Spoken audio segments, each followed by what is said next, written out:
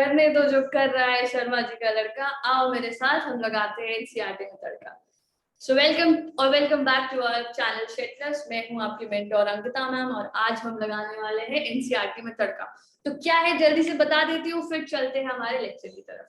Guys as we all know कि NCERT से 90 to 95% question directly NEET में आते हैं। तो लास्ट मोमेंट पे हमें ये नहीं समझ में आता है कि कैसे पढ़े, फिजिक्स भी पढ़ना है, केमिस्ट्री भी पढ़ना है, जल्दी जल्दी कैसे एनसीईआरटी को रिवाइज करें। तो इसीलिए मैंने क्या किया है कि मैंने एनसीईआरटी से कुछ क्वेश्चंस, कुछ पार्ट्स, कुछ अच्छे पॉइंट्स को एक्सट्रैक्ट किया है on the basis of analysis, जिससे बहुत सारे क्वेश्चंस आ चुके हैं और आने की प्रोबेबिलिटी बहुत ज्यादा हाई। तो जल्दी से चलते हैं बिना रुके और स्टार्ट करते हैं अपनी सीरीज। एंड गाइज मैंने एक एनालिसिस देखी थी जिसके बेसिस पे 16% क्वेश्चन बायोलॉजी में ह्यूमन फिजियोलॉजी से आते हैं। 16% क्वेश्चंस का मतलब हो गया लगभग 14 to 15 questions. That's why I decided to start with human physiology, and our first chapter is digestion and absorption. So let's get started with no time waste. तो guys कुछ बेसिक्स देखते हैं। बेसिक्स में the major components of our food are carbohydrates, protein and fats. जो हमारे major component, जो खाना हम खाते हैं उसमें जो मेजर कंपोनेंट्स है वो कार्बोहाइड्रेट्स है, प्रोटीन्स एंड फैट्स है, and small amounts of minerals and vitamins are also present. Okay, आगे बढ़ते हैं। Food provides energy and organic material for growth and repair of tissue. जो खाना हम खाते हैं क्यों खाते हैं? एनर्जी मिले इसलिए खाते हैं, सारे काम करे इसलिए खाते हैं। तो food provides energy and organic material, बहुत सारे ऐसे मटेरियल जो हमारे ग्रोथ और रिपेयर में हेल्प करते हैं। जल्दी से आगे बढ़ते हैं। बायो माइक्रो मॉलिक्यूल्स क्या है? बायो मतलब बायोलॉजी से रिलेटेड, बायो मैक्रो मतलब बड़ा मॉलिक्यूल। गाइस कोई भी बड़ा मॉलिक्यूल, रोटी का टुकड़ा खाते हैं तो वो डायरेक्ट हमारी बॉडी में एब्जॉर्ब नहीं हो सकता है, तो इसको हमें छोटे छोटे टुकड़ों में तोड़ना पड़ता है। इसी प्रोसेस को हम कहते हैं डाइजेशन। और ये जो डाइजेशन होता है ये कौन करता है? हमारा डाइजेस्टिव सिस्टम। तो जल्दी से पढ़ लेते हैं क्योंकि सब एनसीईआरटी की लाइन है।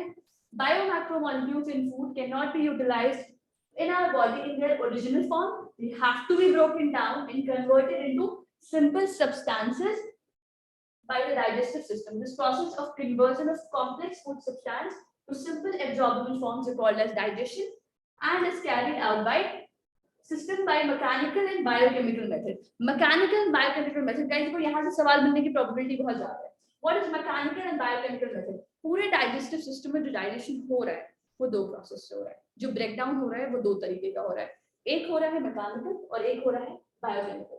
मैकेनिकल मतलब जहां दम लग रहा है, यू नो, फिजिकल कांटेक्ट। जैसे हम फूड को हम चबा रहे हैं दांतों से, पेरिस्टालिसिस हो रही है। What is peristalsis? The movement, जो फूड का मूवमेंट है ईसोफेगस के थ्रू, एक मूवमेंट ऑफ पेरिस्टालिसिस से वो फूड अंदर जाता है। उसके बाद दूसरा है बायोकेमिकल। बायोकेमिकल क्या है गाइस? जितने भी एंजाइम्स इन्वॉल्व हो रहे हैं, भाई खाना अंदर जा रहा है, अलग अलग ग्लैंड से अलग अलग एंजाइम सीक्रेट कर रहे हैं, तो ये सारे क्या हो गया? Biochemical method. आगे बढ़ते हैं। Next is our alimentary canal. Digestive system की बात करें तो digestive system is divided into two parts. First is alimentary canal and the second is the associated glands with it. Like खाना है, एक रास्ते से अंदर गया, एक कैनाल से अंदर गया, और इसके आसपास बहुत सारी ग्लैंड्स हैं जो हेल्प करती है एंजाइम सीक्रेट करने में। तो जल्दी से एक बार जल्दी से देख लेते हैं इसको। सबसे पहला पार्ट एलिमेंट्री कैनाल का होता है ओरल कैविटी, जिसमें होता है टीथ और टंग। टंग एक मस्कुलर ऑर्गन है गाइस, याद रखना, एनसीईआरटी की लाइन है। उसके बाद हम आते हैं mouth, the opening, the anterior opening of the alimentary canal, फिर पैरोटिड ग्लैंड, फेरिंक्स, ये सारी चीजें एक एक करके पढ़ेंगे। खाना अंदर आता है ईसोफेगस से स्टमक में जाएगा, स्टमक से it will go to duodenum which is C shape, the first part of small intestine.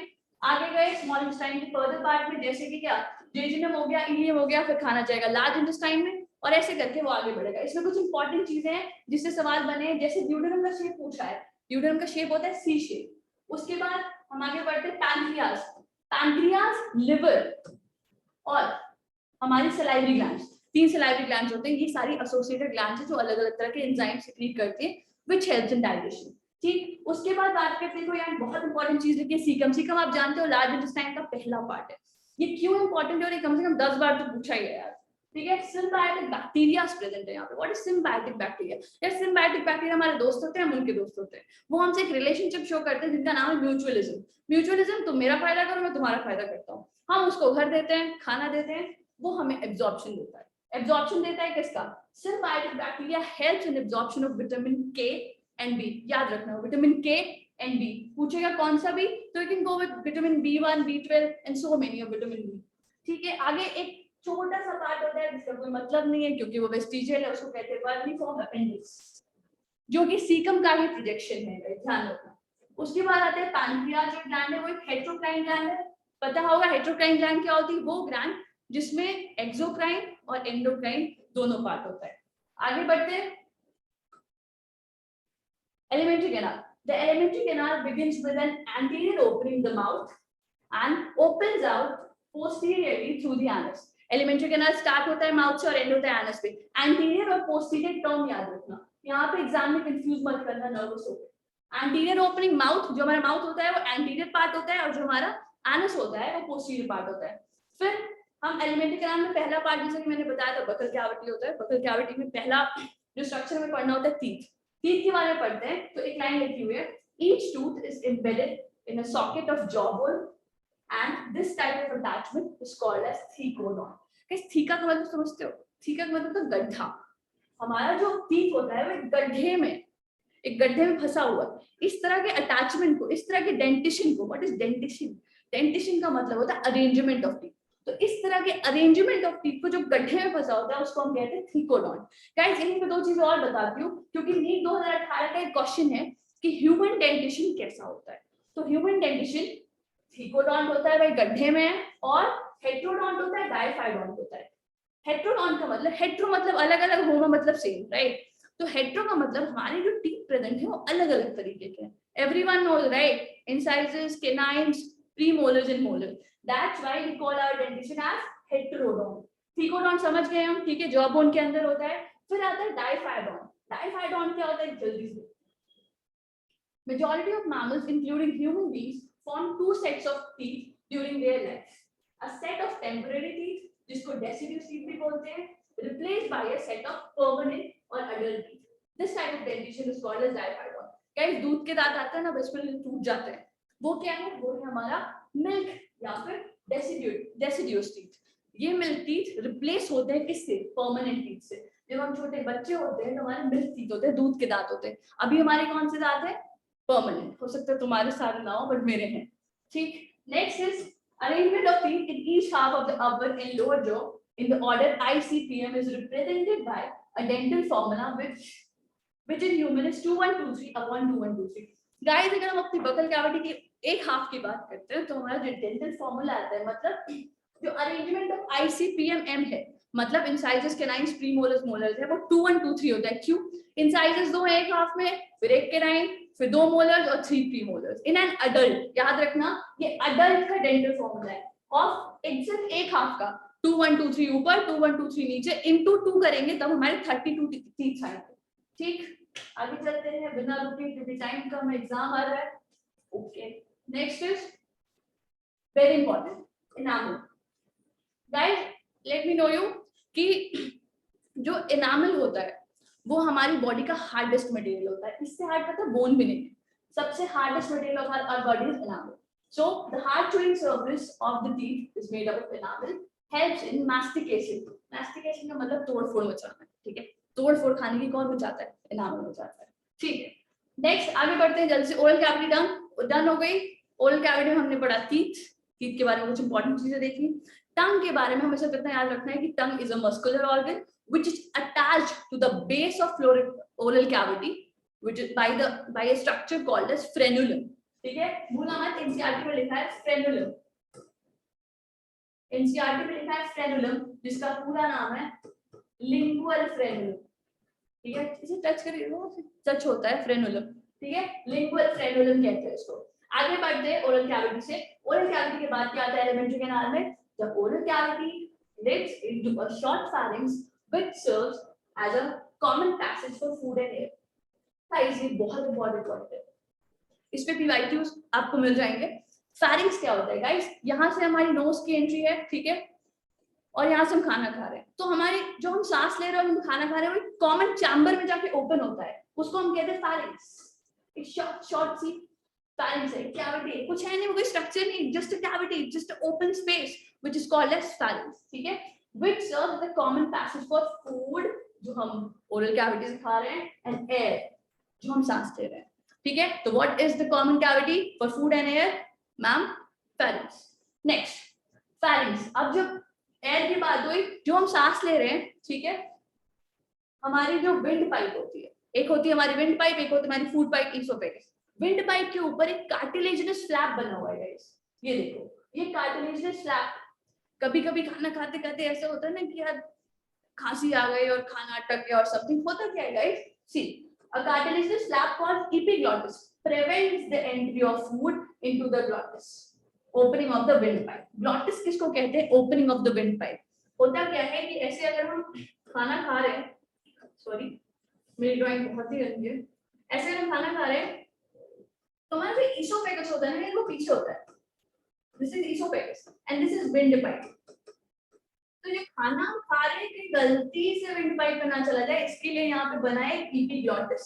ये एपिग्लॉटिस क्या है, कार्टिलेजिनस फ्लैप लाइक स्ट्रक्चर, मतलब कार्टिलेज का बना है, ये भी सवाल पूछा है, कार्टिलेज का बना है, ठीक है। ये क्या करता है, जब भी हम खाना खाते हैं जल्दी से उसको हमारे विंड पाइप को बंद कर देता है कि यार खाना ना चला जाए उसमें, क्योंकि खाना चला गया तो तुम भी चले जाओगे, ठीक है। आगे चलते हैं, तो it prevents the entry of food into the glottis. What is glottis, glottis is wind pipe की ओपनिंग को हम ग्लॉटिस कहते हैं। आगे चलते हैं, आगे चलते हैं, आगे चलते हैं, ठीक है। स्टमक गाइस, इसोफेगस से हम स्टमक में आते हैं, ठीक है। स्टमक देख लो, स्टमक में सबसे इंपॉर्टेंट चीज जो मुझे याद दिखती है, मैंने यहाँ पे लिख भी रखा है पहले से, ठीक है।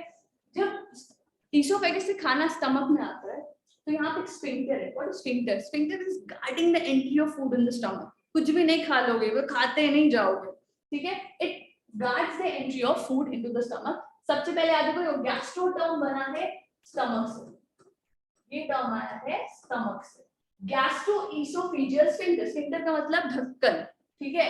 स्फिंक्टर का मतलब ढक्कन, जो बना है मसल से, याद रखना मसल से, भूलना नहीं, ये मिस हो जाता है, मस्कुलर होता है।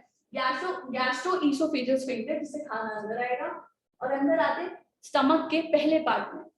किस पार्ट में फूड अंदर एंटर करता है, तो हम कहेंगे मैम कार्डियक में एंटर करता है, फंडस में नहीं करता है। फंडस में गैस एक्युमुलेशन होता है, जो गैस्ट्राइटिस होती है, गैस हो गई पेट में, वो यहाँ होती है, गैस्ट्रिक एक्युमुलेशन, ठीक है। उसके बाद दूसरा, पहला पार्ट है फंडस, दूसरा हमारा कार्डियक, तीसरा मेन सेंट्रल बॉडी और लास्ट पार्ट है पाइलोरिक। यहाँ पे खाना 4 से 5 घंटे तक रहता है गाइस, एनसीईआरटी की लाइन है, ध्यान रखना कि स्टमक में food stores for 4 to 5 hours. Next, अगर हम स्टमक से आगे बढ़ते हैं तो अगेन यहाँ पे एक स्फिंक्टर प्रेजेंट है, जो हमारा last part of the stomach है, कॉल्ड एज पाइलोरिक। इसी के नाम पे पड़ा है स्फिंक्टर का नाम पाइलोरिक स्फिंक्टर, ठीक है। Pyloric sphincter guards the entry of food into the first part of the small intestine, which is called as duodenum। C-shaped होता है, बताया था, राइट। उसके बाद आगे चलते हैं, सारे पार्ट्स का नाम ध्यान रखोगे। सबसे पहले गैस्ट्रोइसोफेजियल स्फिंक्टर आता है, फूड हमारा एंटर करता है कार्डियक पार्ट में, फंडस ऊपर है जहाँ पे गैसेस एक्युमुलेशन होता है, बॉडी पाइलोरिक, लास्ट में पाइलोरिक स्फिंक्टर जो स्मॉल इंटेस्टाइन में चला जाएगा। लेट्स मूव आउट, जल्दी से देख लो, बता दिया मैंने। मस्कुलर स्फिंक्टर गैस्ट्रोइसोफेजियल, जिसका नाम है, regulates the opening of oesophagus into the stomach, ठीक है, पता है, पढ़ लिया, आगे बढ़ते हैं। The stomach located in the upper left portion of the abdominal cavity. पेट ये नहीं होता है, पेट ये होता है, ठीक। आगे चलो, ऑफ द एब्डोमिनल कैविटी, इसके 4 मेजर पार्ट्स है, बहुत इंपॉर्टेंट है, अब तो रख लो, ठीक है। पहला पार्ट है cardiac portion, into which the esophagus opens, अभी देखा था, ठीक। नेक्स्ट फंडिक रीजन, उसके बाद बॉडी जो मेन सेंट्रल रीजन है, ठीक है, जहाँ पे खाना बहुत सारी देर तक रहता है, बहुत सारी देर मतलब 4 से 5 घंटे तक रहता है, ठीक है। And the pyloric portion which opens into the first part of the small intestine called as C-shaped duodenum, अभी देख लिया। लेट्स मूव, आगे बढ़ते हैं। ओके, सीकम, क्यों सीकम यहाँ पे, क्योंकि caecum is very important guys, ठीक है। हम चले गए थे स्टमक से स्मॉल इंटेस्टाइन में। स्मॉल इंटेस्टाइन का पहला पार्ट ड्यूडेनम, दूसरा पार्ट जेजुनम और तीसरा पार्ट इलियम। उसके बाद इलियम के बाद हम जाते हैं सीकम में। सीकम इज वेरी इंपॉर्टेंट, क्यों, क्योंकि बहुत बार पूछ रखा है गाइस, क्या है इसका स्ट्रक्चर, कैसा होता है, small blind sac like. Guys एक ब्लाइंड सा सैक होता है, इसमें अंदर देखोगे तो कुछ दिखेगा नहीं, ऐसे लेकर क्या दिखता है, इसको कहते हैं blind sac. Blind sac like structure होता है, जिसमें कौन रहता है, इसमें रहता है इकोलाई। इकोलाई क्या है, सिम्बायोटिक बैक्टीरिया, जो क्या करता है, अपना फायदा लेता है और हमारा फायदा लेता है, ठीक है। और एब्जॉर्प्शन किसका कराया था मैंने अभी बताया था, विटामिन के और विटामिन बी, भूलना मत। उसके बाद next line which is important, the wall of alimentary canal from esophagus to rectum possesses 4 layers, namely serosa, muscularis, submucosa and mucosa. Guys इसका सीक्वेंस, इसका नाम, इसका कॉम्पोजिशन सब पे सवाल आ चुके हैं और मुझे लगता है कि फिर से आएंगे। चलो एक्चुअली क्या होता है कि हमारी ईसोफेगस, जहां से हमारी एलिमेंट्री कैनाल स्टार्ट है, ठीक है, not exactly oesophagus, from our oral cavity to the rectum, a part of large intestine, ठीक है, anus is just a opening, ठीक है, वो एक ओपनिंग हो गई, पार्ट नहीं। तो ओरल कैविटी से लेके रेक्टम तक जो लेयर्स है, हम क्रॉस सेक्शन ले लो, ये मेरे ईसोफेगस से काट दोगे ना तो ऐसा दिखेगा, ठीक है। कैसा दिखेगा? सबसे बाहर जो लेयर हमें दिखेगी उसका नाम है सिरोसा। सिरोसा के अंदर आएंगे तो हमें एक लेयर दिखेगी जिसका नाम है मस्कुलरिस, जो 2 पार्ट्स में डिवाइड होती है, inner circular, outer longitude. Inner circular, outer longitude. ये तो सर्कुलर दिख रही है, ऐसे कैसे? राइट, देखो कोई चीज अगर लॉन्गिट्यूडनल और मैं इसको ऐसे कट करती हूँ तो उसका जो व्यू होगा वो यही होगा, तो कंफ्यूज मत करना, ठीक है। Inner circular and outer longitudinal, याद रखना। उसके बाद ये किस चीज से बनी होती है? स्मूथ मसल से बनी होती है। मस्कुलरिस के बाद आती है सबम्यूकोसा और फिर आती है म्यूकोसा। इंपॉर्टेंट चीजें क्या क्या है जल्दी से सुन लो। Serosa is made up of thin mesoepithelium and connective tissue. Serosa thin mesoepithelium से बनी है, कनेक्टिव टिश्यू से बनी है। उसके बाद बात करते हैं मस्कुलरिस। मस्कुलरिस नाम से पता चल रहा है मसल से बनी है। मसल 3 तरह की होती है, smooth muscle, skeletal muscle, cardiac muscle. Cardiac muscle तो यहाँ है नहीं क्योंकि दिल तो यहाँ है नहीं। उसके बाद बात करते हैं स्मूथ मसल या फिर स्केलेटल। स्केलेटल मसल हमारे कंट्रोल में होती है, ये देखो मैं अपना हाथ कंट्रोल कर पा रही हूँ, लेकिन क्या मैं अपने डाइजेस्टिव सिस्टम को कंट्रोल कर पाती हूँ? नहीं। तो अगर मसल्स प्रेजेंट है तो कौन सी प्रेजेंट होगी? ऑब्वियसली स्मूथ मसल्स प्रेजेंट होंगे, राइट। तो स्मूथ मसल से बनी है इनर सर्कुलर, आउटर लॉन्गिट्यूडनल। उसके बाद आ जाते हैं सब म्यूकोसा में। सब म्यूकोसा एंड म्यूकोसा में कुछ इंपॉर्टेंट चीजें, एक इंपॉर्टेंट चीज है ये नीट वालों का इतना फेवरेट नाम है, मतलब वो इतना पूछते हैं इसको कि आपको रट जाना चाहिए, राइट। देखो होता क्या है कि सबसे पहले सुन लो कि सब म्यूकोसा बना किस चीज से? सब म्यूकोसा बना है नर्व्स और ब्लड वेसल्स। बहुत सारे जितने भी नर्व्स और ब्लड वेसल्स की सप्लाई होती है वो आपको सब म्यूकोसा में मिलती है। उसके बाद यहाँ पे ब्रूनर्स ग्लैंड प्रेजेंट है। कहाँ पे? हर एक लेयर का गाइस, हर एक लेयर का, या मोस्टली सब म्यूकोसा और म्यूकोसा का कुछ मॉडिफिकेशन प्रेजेंट है एलिमेंट्री कैनाल में। तो एक बहुत इंपॉर्टेंट मॉडिफिकेशन प्रेजेंट है स्मॉल इंटेस्टाइन। स्मॉल इंटेस्टाइन में सब म्यूकोसा, स्मॉल इंटेस्टाइन की सब म्यूकोसा अगर काट के देखोगे तो उसमें मिलेगी एक अलग तरीके की ग्लैंड जिसका नाम है ब्रूनर्स ग्लैंड। मैम इसका काम क्या है? कुछ नहीं, इसका काम है म्यूकस सिक्रीट करना। म्यूकस सिक्रीट करती है ब्रूनर्स ग्लैंड। कहाँ प्रेजेंट है? Brunner's gland is situated in सब म्यूकोसा ऑफ स्मॉल इंटेस्टाइन, याद कर लेना, भूलना नहीं, ठीक है। आगे चलते हैं। अगर म्यूकोसा के मॉडिफिकेशंस की बात करें, म्यूकोसा मतलब सबसे अंदर वाली लेयर, तो वो दिख भी रहा है, ऐसे कुछ स्ट्रक्चर्स दिख रहे हैं, राइट। अगर तुम स्टमक की म्यूकोसा देखोगे तो स्टमक की म्यूकोसा में तुम्हें कुछ इररेगुलर आड़े टेढ़े से फोल्ड्स मिलेंगे जिनका नाम है र्यूगे। क्यों होते हैं? कोई भी चीज से फोल्ड पता है क्यों होती है? अपने सरफेस एरिया को बढ़ाने के लिए, ताकि ज्यादा से ज्यादा खाना हम अपने पेट में एक्युमुलेट कर पाए, ठीक। र्यूगे प्रेजेंट है हमारे म्यूकोसा ऑफ स्टमक में। उसके बाद स्मॉल इंटेस्टाइन की म्यूकोसा में भी एक चीज होती है भाई, स्मॉल इंटेस्टाइन की म्यूकोसा में विलाई होती है और सब म्यूकोसा में तो ब्रूनस ग्लैंड होती है। मैम ने याद करा दिया था, सब म्यूकोसा में ब्रूनस ग्लैंड होती है, म्यूकोसा में क्या होती है? विलाई। विलाई प्रेजेंट होती है, विलाई लाइक स्ट्रक्चर ऐसे। क्यों? ये भी अपने सरफेस एरिया को बढ़ा रहा है। क्यों? क्योंकि मैक्सिमम डाइजेशन हमारा स्मॉल इंटेस्टाइन में होता है। और अगर मैं आपको बता दूं कि विलाई के ऊपर भी छोटे छोटे प्रोजेक्शंस होते हैं जिनको हम कहते हैं माइक्रोविलाई। ये जो विलाई है और माइक्रोविलाई मिलके जो सरफेस एरिया उसको बहुत ज्यादा बढ़ा देते हैं। तो ये चीज आप याद रखोगे, ठीक है। एक बार वाइंड अप कर रही हूँ सिर्फ सब म्यूकोसा और म्यूकोसा। सब म्यूकोसा में ब्रूनस ग्लैंड्स प्रेजेंट है, किसकी? स्मॉल इंटेस्टाइन की। और विलाई प्रेजेंट है स्मॉल इंटेस्टाइन की म्यूकोसा में, और र्यूगे प्रेजेंट है स्मॉल इंटेस्टाइन, र्यूगे प्रेजेंट है म्यूकोसा ऑफ स्टमक। जल्दी से आगे बढ़ते हैं, टाइम नहीं, एग्जाम हो रहा है। चलो नेक्स्ट इज डाइजेस्टिव ग्लैंड। मैंने आपको एलिमेंट्री कैनाल की कुछ बहुत इंपॉर्टेंट बातें बता दी जिससे बहुत बार सवाल पूछे गए और पूछे जाने की प्रोबेबिलिटी है, जैसा मैंने पहले बताया था। डाइजेस्टिव ग्लैंड की बात करते हैं तो गाइस हमारे जो मेन डाइजेस्टिव ग्लैंड्स जो हम पढ़ेंगे वो है सलाइवरी ग्लैंड, आप जानते ही हो, सलाइवरी ग्लैंड, लिवर और पैनक्रियाज। सलाइवरी ग्लैंड, लिवर और पैनक्रियाज, ठीक है, अब सलाइवरी ग्लैंड से स्टार्ट करते हैं। कुछ इंपॉर्टेंट बात है, सलाइवरी ग्लैंड से सलाइवा सीक्रेट होता है।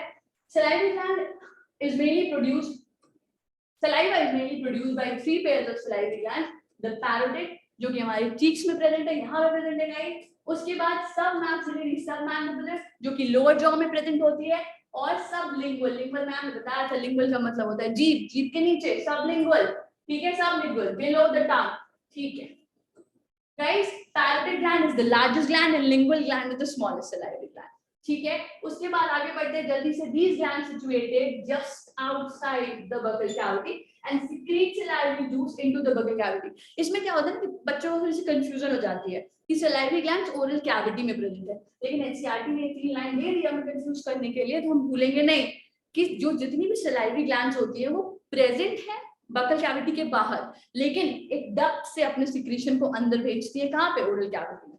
So these glands are situated outside the buccal cavity but secrete saliva inside the buccal cavity.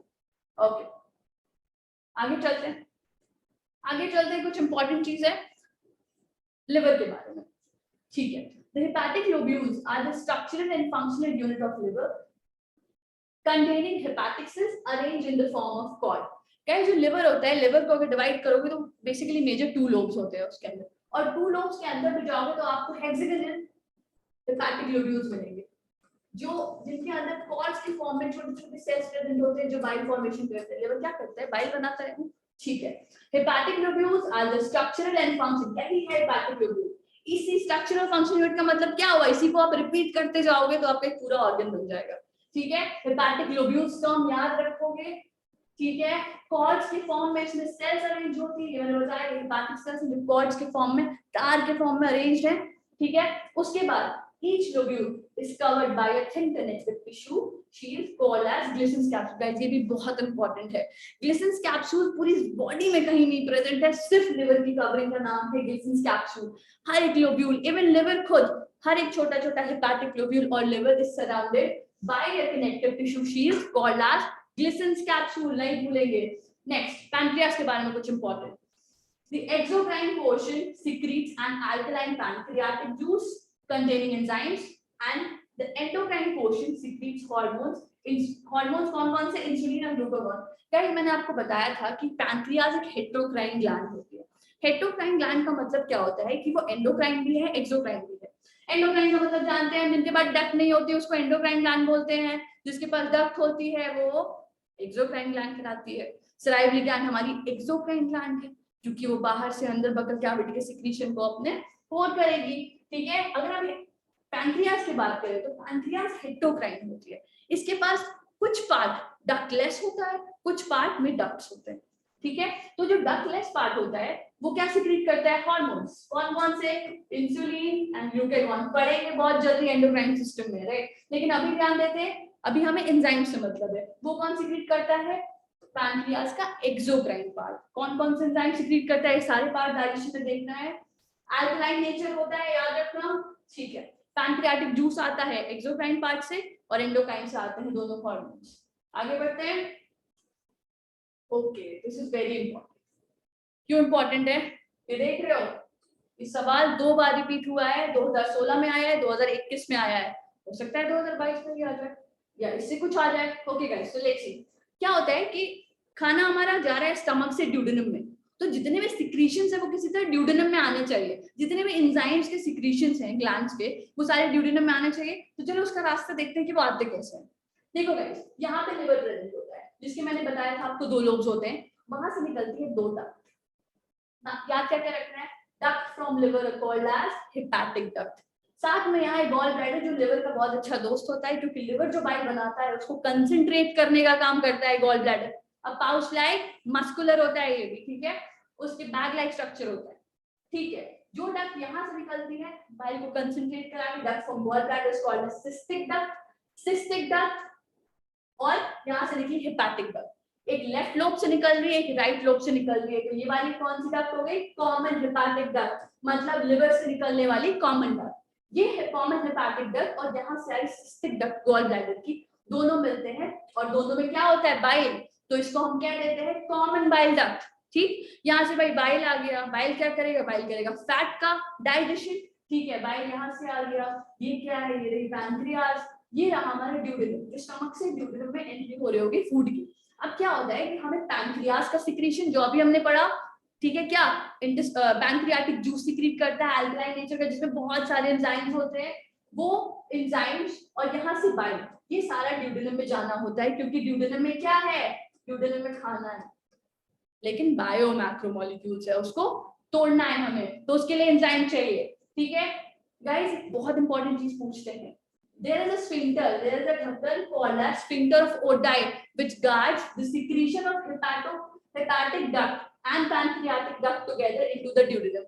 नहीं समझे, सुनो, ये पैंक्रियास की डक्ट आ रही है, ये देखो, ये डक्ट आ रही है कॉमन हेपेटिक डक्ट, ये जो पार्ट दिख रहा है जहां पे दोनों मिल गए हैं, इसको हम कहते हैं hepato pancreatic duct, hepato pancreatic duct, hepato pancreatic. इसी यही क्वेश्चन ही था एक्चुअली 2016 और 2021 का, कि which sphincter guards the opening of hepatopancreatic duct into the duodenum। तो आंसर क्या लगाओगे ma'am, sphincter of Oddi, hepatopancreatic duct की ओपनिंग को ड्यूडेनम में कौन रोकता है, स्फिंक्टर ऑफ ओडाई। ठीक है, उसके बाद ये सारे सिक्रीशंस ड्यूडेनम में आते हैं और बहुत जल्दी डाइजेशन का प्रोसेस स्टार्ट होता है, मैक्सिमम डाइजेशन ड्यूडेनम में पाया जाता है, और ये डाइजेशन के बाद जो भी चीजें एब्जॉर्ब होती हैं वो इलियम और जेजुनम पोर्शन में होती है, जो अनडाइजेस्टेड फूड होता है वो लार्ज इंटेस्टाइन में फीकल मैटर की तरह चला जाता है। ठीक, आगे चलते हैं। Okay, so guys, this was it for today's video. जो हमारा मेन डाइजेशन का पार्ट है उसको हम नेक्स्ट वीडियो में जल्दी से कवर करेंगे। ऐसी छोटी छोटी वीडियोस में हम लोग पूरी बायोलॉजी को वाइंड अप करने की कोशिश करेंगे, ताकि हमारा बहुत ज्यादा टाइम भी ना वेस्ट हो और बहुत ज्यादा इफेक्टिव हो जाए वो टाइम। ठीक है, ये वीडियो उन बच्चों के लिए जो नीट के एस्पायरेंट्स हैं, जो इस साल एग्जाम देने वाले हैं वो, और इवन जो 12th के स्टूडेंट्स हैं, 12th के स्टूडेंट जो 11th का पोर्शन रिवाइज नहीं कर पा रहे हैं, उनके पास टाइम की कमी है और वो चाहते हैं कि उनको नेक्स्ट ईयर नीट में अपीयर करना है, तो अपना थोड़ा टाइम देके शॉर्ट वीडियोस देख सकते हैं। ठीक है, और गाइस स्क्रीन पे एक बहुत इंपॉर्टेंट अनाउंसमेंट दिख रही है आपको, new batch starting from 21st June। Those students who are aspiring for NEET 2023 and JEE 23 are welcome, we are welcoming you here in SHED। आपके एडमिशंस ओपन हैं और न्यू बैच स्टार्ट है 21st June से, तो जल्दी से आइए and let's start our journey together. जाओ, एक चीज भूल गए, क्या? लाइक करो, कर दियो? सब्सक्राइब करो, कर दियो? लाइक करो, सब्सक्राइब करो, एक काम करो, जाओ पढ़ाई करो। Bye, goodbye guys, take care.